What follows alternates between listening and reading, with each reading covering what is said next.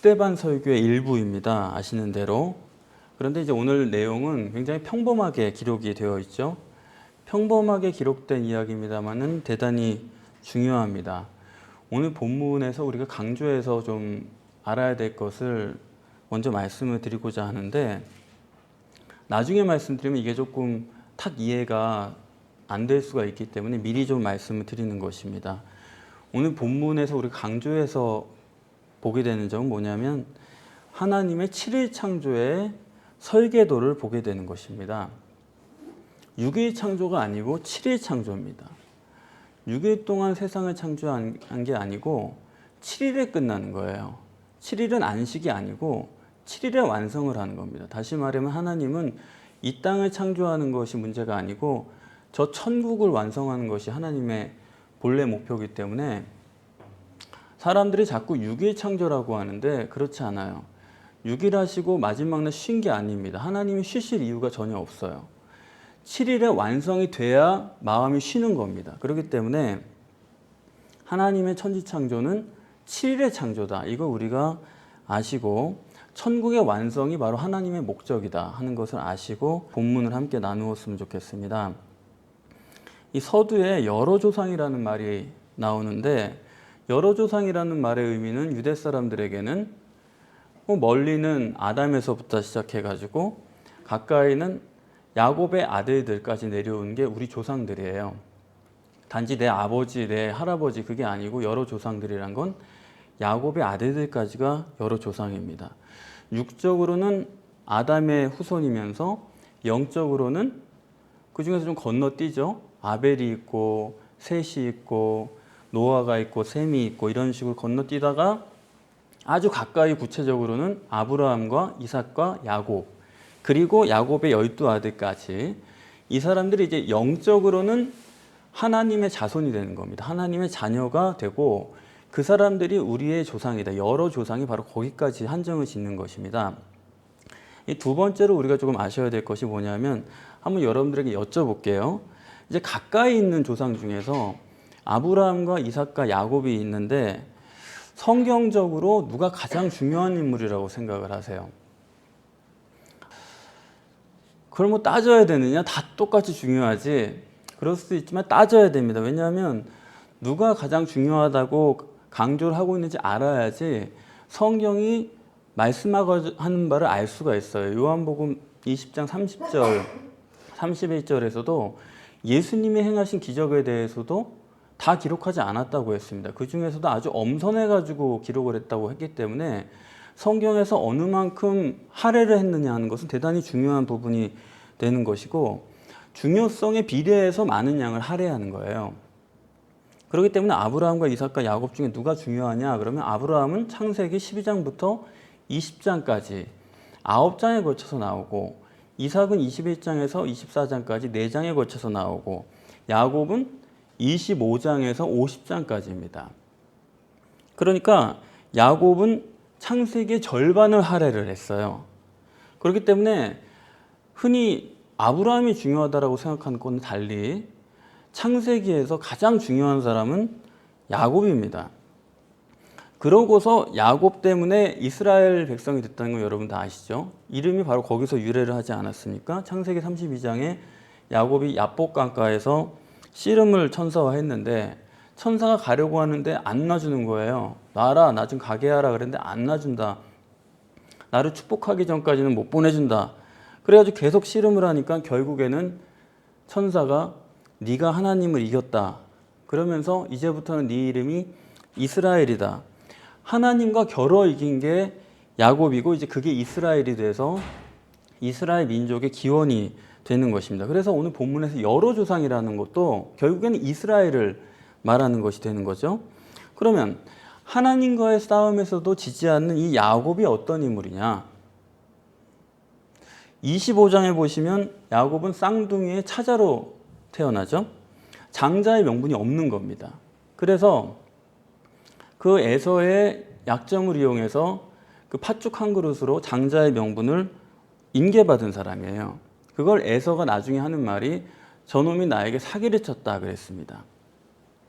그리고 창세기 27장에 가면은 이삭이 에서를 축복하겠다는 말을 그 모친인 리브가가 듣고 야곱에게 말해주죠. 그래서 그 엄마랑 아들이 합작을 해가지고 그 에서의 축복을 가로채죠. 그것도 역시 사기를 친 겁니다. 나중에 에서가 와가지고 나한테도 복을 주십시오. 그러니까 야, 야곱한테 다 해줘가지고 너한테 줄 게 없다. 그래요. 하여튼 그런 사건인데 뿐만 아니라 자기 형 에서에게 그렇게 장자권을 받고 나서 사기쳐서 복을 가로챈 것 때문에 에서가 펄펄 뛰면서 죽이겠다고 하니까 그대로 바단 아람으로 도망을 가죠. 거기서 외삼촌 라반의 집에서 양을 치면서 먹고 사는데 이제 그 품삯을 결정하는 그런 시간에 정당하게 하는 것처럼 하면서 또 사기를 칩니다. 그게 창세기 30장인데 정말 야곱은 대단한 사람이에요. 왜냐하면 그 벌써 옛날에 멘델의 유전 법칙을 그 사람은 파악했던 거예요. 그래서 자기 양들을 왕창 불려가지고 뭐 그 사람에 비하면 정말 멘델은 한참 뒤죠. 정당하게 하는 것처럼 사기를 쳐가지고 재산을 늘렸다. 이 사람이 이제 야곱입니다. 그러니까 이러한 야곱을 다 합쳐놓은 것이 창세기 32장 28절에 네가 하나님과 겨뤄서 이겼다는 내용입니다. 무슨 말이냐? 야곱은 유일신이 절대인 사람이에요.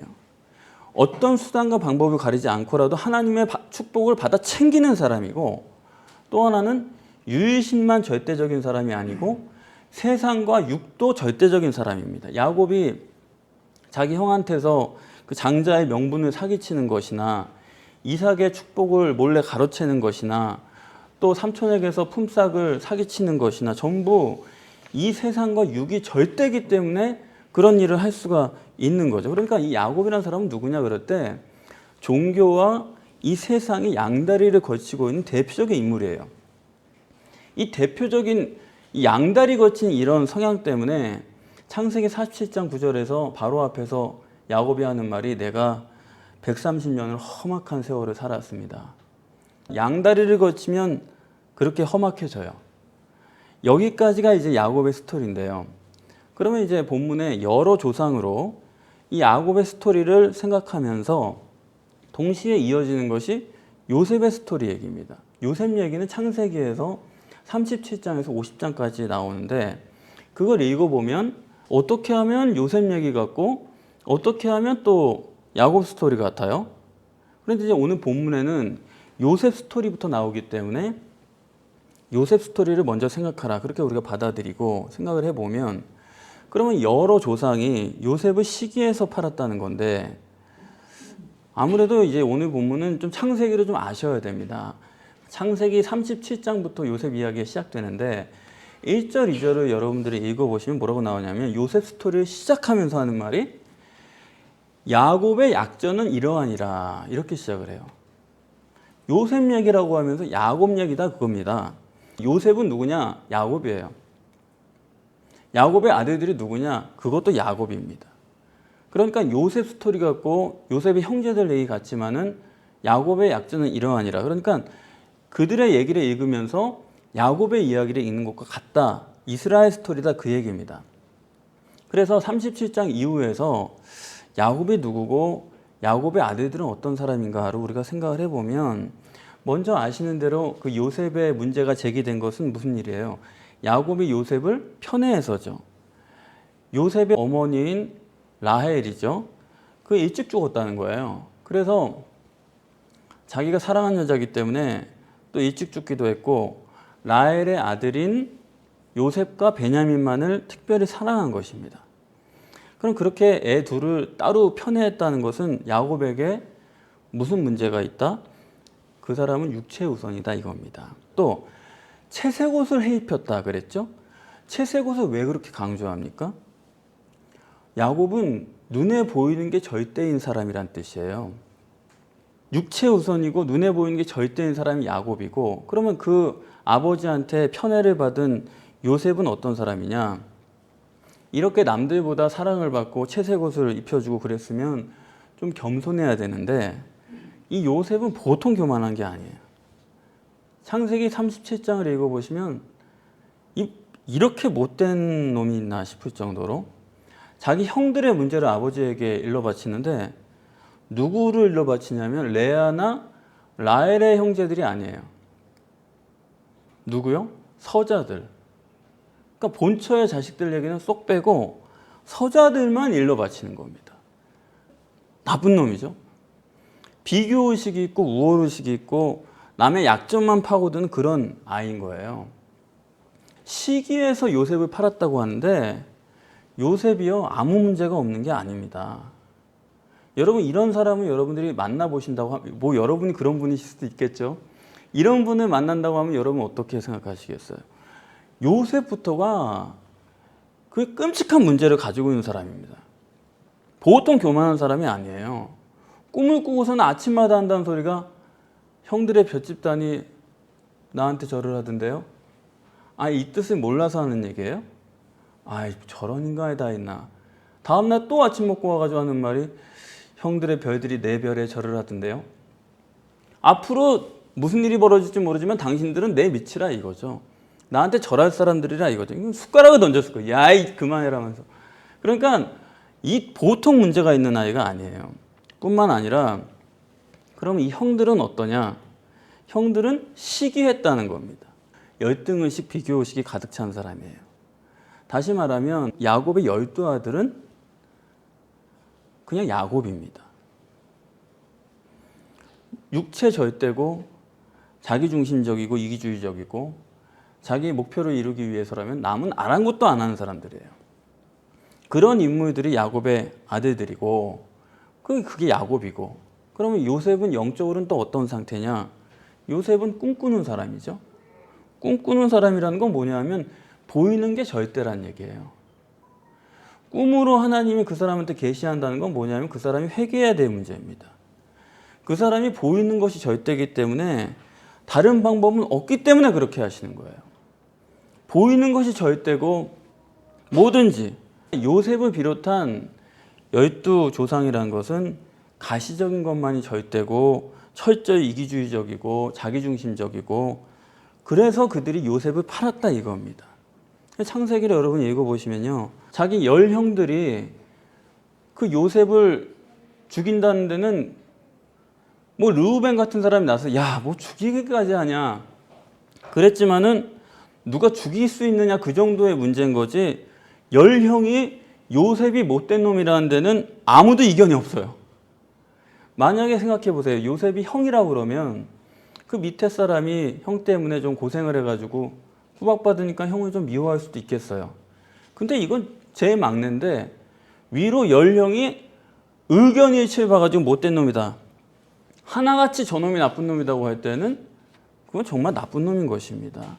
이 점을 우리가 알아야 돼요. 그렇기 때문에 결국에는 하나님이 요셉을 파는 것입니다. 이게 엘로힘 하나님의 설정이에요. 은 20개의 개를 팔아버렸다 이겁니다. 그리고 애굽의 보디발의 집에 팔리게 합니다. 여러분 이 점을 잊지 마세요. 오늘 본문에서 나타나 있지만 요셉을 애굽에 파는 것도 하나님이 함께 하세요? 안 하세요? 함께 하시는 겁니다. 거기 가서 한 곱이 한 곱이씩 넘어가는 것도 그게 뭐 아래로 가든 위로 가든 간에 전부 다 하나님께서 함께 하신 것입니다.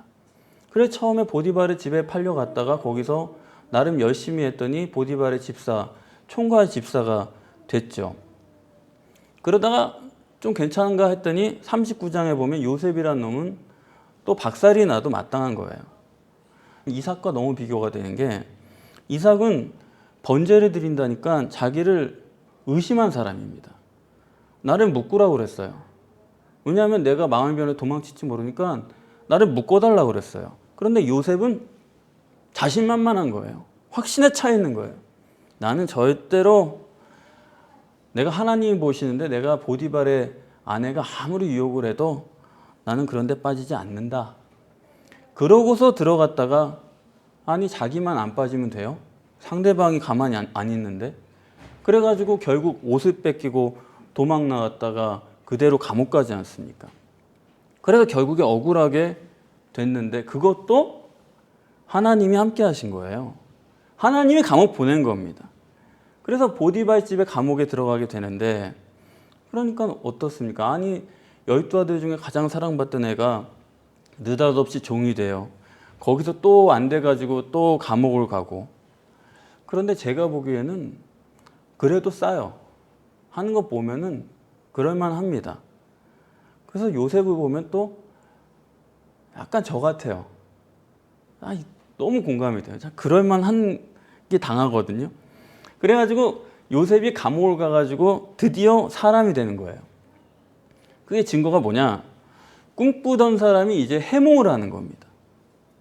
이제 남의 꿈을 해석해 주는 사람이 된 거예요.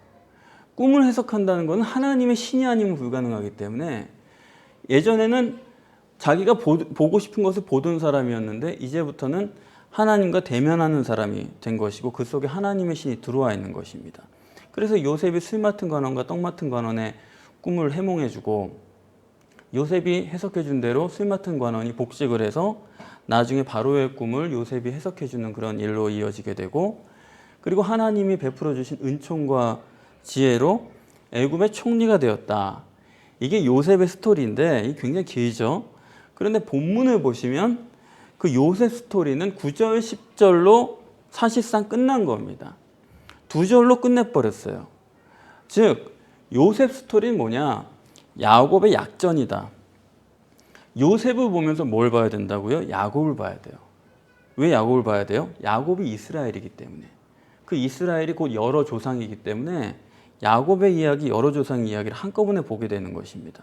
그렇기 때문에 요셉 스토리를 보면서 바로 넘어가서 야곱 스토리로 가야 되는 것인데 이 이야기에서 사실 이거 평범한 이야기죠.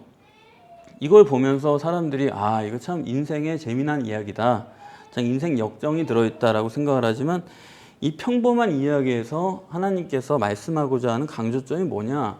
그거 우리가 볼 수 있어야 되는데 첫째는 꼭 애굽으로 이주를 해야 된다. 그게 이 본문에서 말하고자 하는 것입니다.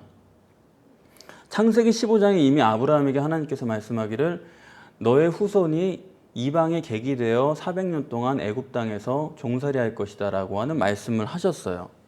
그러면 왜 그래야 되냐 이거예요.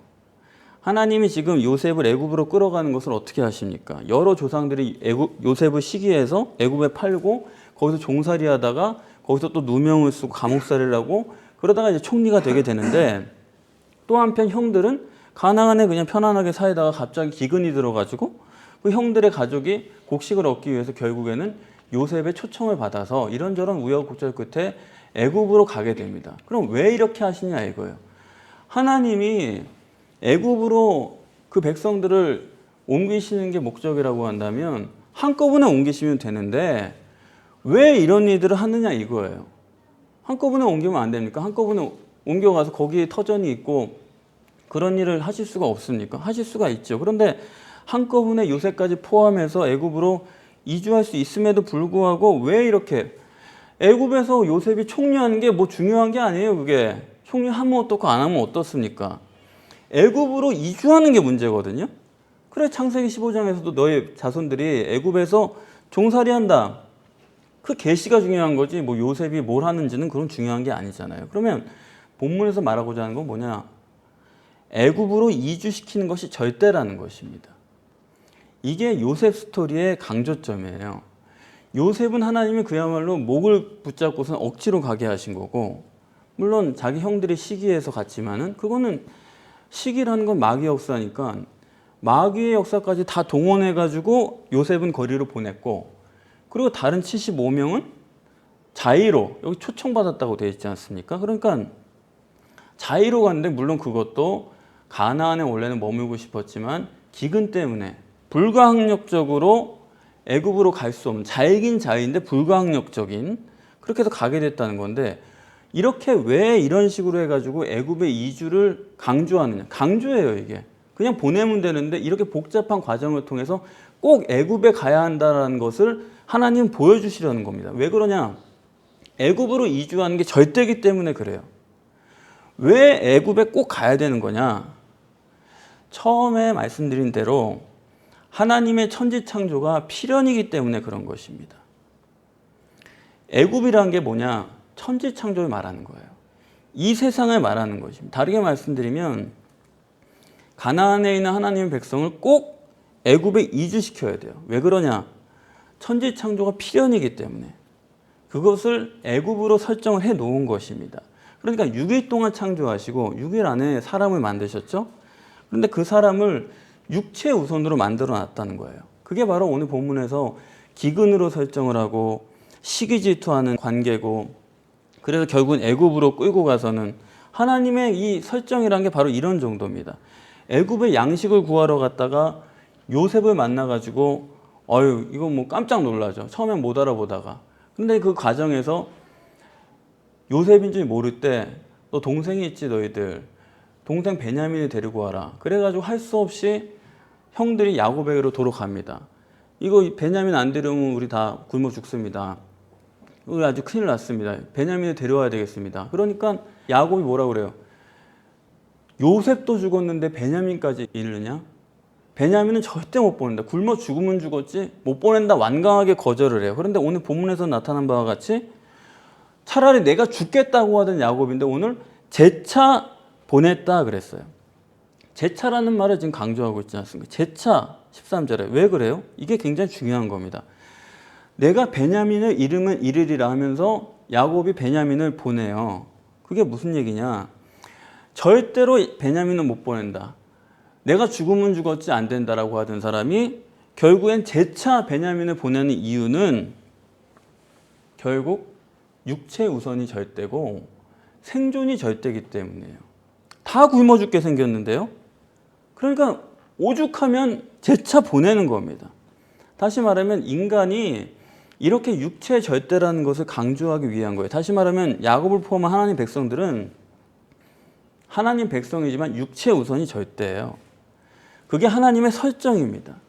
육체 우선이 절대이기 때문에 죄도 필연이에요.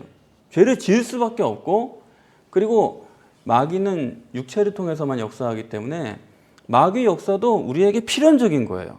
다시 말해서 애굽이 절대라는 것은 뭐냐?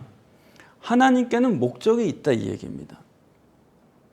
애굽 절대로 만들어 놓고 가나안 땅까지 보내는 그 과정을 미리 설정해 놓은 거예요. 이 세상을 창조해 놓고 천국을 향해서 가는 겁니다. 하나님의 목적은 하나님과 화목한 자녀를 얻어서 천국을 완성하는 것인데, 그런데 그 화목한 자녀는 어떻게 얻어요? 이 애굽 땅에서 살면서 정말로 하나님을 소원하는 인간이 되게끔 하지 않으면 화목한 자녀가 될 수가 없는 거예요. 자기 스스로 하나님을 소원해야지 그냥 천국에 데려다 놓으면 그거는 화목이 안 됩니다.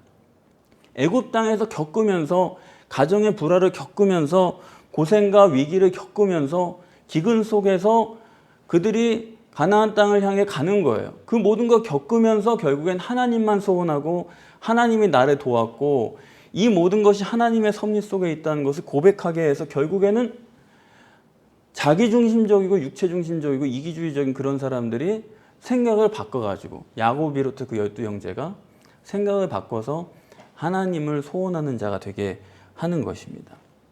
그런데 하나 더 있어요. 오늘 본문에 보시면 이래요. 15절에 야곱이 애굽으로 내려와서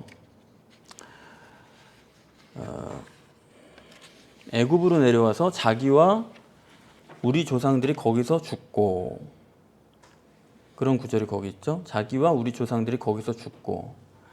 지금까지 뭐 이런저런 얘기들이 많았는데 본문을 보시면 15절에 보시면 야곱이 애굽에 왜 간 거예요? 죽으러 간 거예요. 스데반은 그걸 간단하게 말하고 있습니다. 반드시 애굽에서 죽어야 된다. 복잡한 얘기 다 하고 나서 애굽에 죽으러 갔다는 겁니다. 가나안에서 죽으면 안 돼요. 육체를 입은 사람은 반드시 애굽에서 죽어야 됩니다. 육체를 입은 사람은 반드시 이 세상에서 살아야 되고, 육신을 입은 사람을 통해서 하나님께서는 천국을 완성하기를 원하시기 때문에 천지창조가 일단 절대고 육체 우선이 절대고, 여기 사는 사람은 이 세상에서 죽어야 돼요. 애굽에서 죽어야 됩니다. 가나안에서 죽는 건 말이 안 돼. 가나안에서 죽는 거는 그건 천사나 죽는 거지, 가나안에서는 사람이 죽으면 안 돼요. 육체를 입었으면 반드시 애굽에서 죽어야 됩니다. 이 세상에서 죽어야 됩니다. 그래서 야곱이나 여러 조상들이 애굽에 죽으러 간 걸로 스데반은 이야기를 하는 거예요. 다시 말하면 이건 피할 수 없는 운명이다. 이 세상에서 죽는 건 피할 수 없는 운명으로 정해져 있어요. 하나 더 있습니다. 15절에 그들이 애굽에 죽으러 갔는데 근데 장사는 어디에 지내요? 16절에 보면 가나안 땅에 지내는 거예요. 장사는 절대로 가나안입니다. 천지창조한 데서 사는 육신을 입은 인간이 이 세상에서 죽는 거고 천국 가서 죽는 건 없어요. 천국엔 죽는 일이 없습니다. 여기서 죽어야 되는 거고 장사 지내는 것은 반드시 가나안에 가서 반드시 그 필연이에요. 애굽에서 죽어서 장사는 가나안에서. 그래서 창세기 50장을 보시면 야곱이 죽어서 장사 지내는 걸로 창세기가 끝났는데 본문에 보면은 애굽에서 죽을 사람은 야곱만이 아니죠. 자기와 우리 조상들이 다 죽었다고 했으니까 우리 조상도 거기서 죽었으면 여기 오늘 본문에 따르면 75명이 다 애굽에서 죽었는데 그래서 첫째는 야곱이 애굽에서 죽고 그 다음에 가나안 땅에 장사가 됐고 그리고 나중에 요셉도 죽죠. 요셉이 죽을 때 애굽에서 죽었는데 그때 유언으로 남긴 말이 내 해골을 가지고 가나안 땅에 들어가라. 하나님께서 언젠가 가나안 땅에 너희 보내실 테니까 그때 내 뼈를 가지고 가라. 요셉은 이제 12조상의 대표가 되는 사람이고 그래서 출애굽할 때 실제로 이스라엘 사람들이 요셉의 해골을 들고 나와서 여호수아서에 가면은 가나안 땅에 가서 요셉의 해골을 장사 지내는 것을 볼 수가 있습니다. 그러니까 반드시 장사는 가나안 땅이에요. 그런데 어떤 사람을 가나안 땅에 장사 지내느냐? 아무나가 아니죠. 이거 여러분들이 이제 원문으로 읽으시면 정말 이해가 확 되실 텐데 원문에 여기 죽었다라고 나오는데 죽고 이 죽고라는 말이 원래 원문으로 보면 순 게네스 엔 푸시케입니다. 영적인 관계에서 죽었다. 그러니까 이 75인이 가나안에 갔는데 그 가나안에 묻히는 그 장사하는 그 사람들이 누구나 묻히는 게 아니고 영적으로 함께한 사람들. 그 사람들이 가나안 땅에 묻힌다. 아무나 묻히는 게 아니다 이거예요. 그리고 본문에 죽는다고 했을 때 이 야곱으로 대표되는 사람이 누구냐? 이 야곱은 아까 말씀드린 대로 육이 절대면서 또 영이 절대인 사람이잖아요. 여기 죽는다고 번역을 또 해놨는데 이 원문으로 읽어보면 원문으로는 텔로스입니다. 그냥 죽는다가 아니라 완성했다라는 뜻을 가져요. 그러니까 육신으로 있을 때 완성됐다 그 얘기입니다. 야곱이나 75인은 육신으로 있을 때 완성됐다. 그걸 죽었다라고 말하는 거예요. 다시 말하면 우리가 육신의 삶에서 완성을 해야 돼요. 그냥 죽어서 갈 수 있는 게 아닙니다. 그 사람을 75인으로 한정 짓고 있어요. 그 사람들의 뼈가 가나안 땅에 들어가는 것입니다. 뼈란 거는 성경에서 썩지 않는다라는 의미가 있어요. 아담과 하와도 갈비뼈 하나로 만들었잖아요. 그 뼈란 게 뭐냐면 살이 아닙니다. 가장 깊숙한 곳에 있는 걸 말하는 거고 뼈란 건 영혼을 말하는 거고 그건 썩지 않는 것을 말하는 거죠. 다시 말하면 육이 절대인 인간 속에 그 속에 영이 들어있는 건데 다시 말하면 인간이 육체에 살 동안에 그 영적인 것을 완성을 해야 되는 것입니다. 천국에 입국할 수 있을 정도로 완성이 돼야 돼요. 그러면 그 사람 안에 있는 영, 즉 해골이 가나안 땅에 영원히 있게 된다. 이 구절을 사도행전을 읽으면서 이 창세기가 보인다는 게 너무나 놀랍고 감사하더라고요. 3500년 전에 창세기를 기록하게 하시고 성령으로 2000년 전에 이 스데반의 설교를 통해서 그 창세기가 무슨 뜻인지 스데반이 이렇게 해석하게 하시고 그리고 오늘날 우리는 이 내용을 함께 성령으로 보게 되는 것입니다. 가나안의 장사들이라 6일 창조가 아니라 7일 창조다. 천지 창조의 목적은 7일의 완성에 있는 것이다. 천국의 완성이 있는 것이다. 하나님이 능력 많아가지고 천지 창조해놓고 그냥 쉬신 게 아니에요. 7일까지 다 돼야지만 안식이 되는 것입니다. 인격적으로 화목한 인간의 자녀를 얻어서 천국에서 영생을 누리며 안식하도록 하는 것이 하나님의 계획이에요. 7일 창조입니다. 그렇기 때문에 가나안에서 즉 천국에서 영원한 안식을 누리는 그러기 위해서 오늘 본문에서는 그 조건을 말하고 있죠. 그 길을 말하고 있는데 이 땅에서 아브라함이 하몰의 자손 세겜에게서 은 50이라고 나오지만 창세기를 보시면 알아요.